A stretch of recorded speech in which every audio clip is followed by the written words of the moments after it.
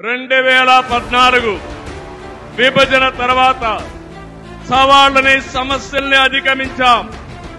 నవ్యాంధ్ర కోసం ముందుకు పోయాం. ఎన్డీఏలో భాగస్వామిగా కేంద్ర ప్రభుత్వం రాష్ట్రంలో అనేక కార్యక్రమాలు చేశాం. మోదీ గారి చేతుల మీదుగా అమరావతిని నిర్మాణం కోసం చేశాం. అదే గాని ఈరోజు పూర్తయి ఉంటే దేశంలో ఒక బ్రహ్మాండమైన నగరంగా అమరావతి తయారయ్యేది.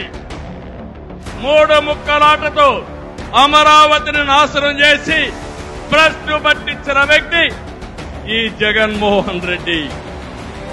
పోలవరం కేంద్ర సహకారంతో 72% పూర్తి చేసి ఈ ప్రభుత్వం పోలవరాన్ని గోదావరిలో కలిపేసే పరిస్థితికి వచ్చారు. ఈ విధంగా ఒక ప్రాజెక్టు కాదు, అన్ని ప్రాజెక్టులు నష్టపోయాం. సహజ వనరులు దోచేశారు. ల్యాండ్, శాండ్, వైన్, మైన్ అన్నిట్లో వేల కోట్ల రూపాయలు దోపిడీ చేశారు. జే బ్రాండ్లతో లిక్కర్ తెచ్చి ప్రజల ప్రాణాలు పణంగా పెట్టి అతని ఆదాయం పెంచుకున్న దుర్మార్గుడు ఈ జగన్మోహన్ రెడ్డి.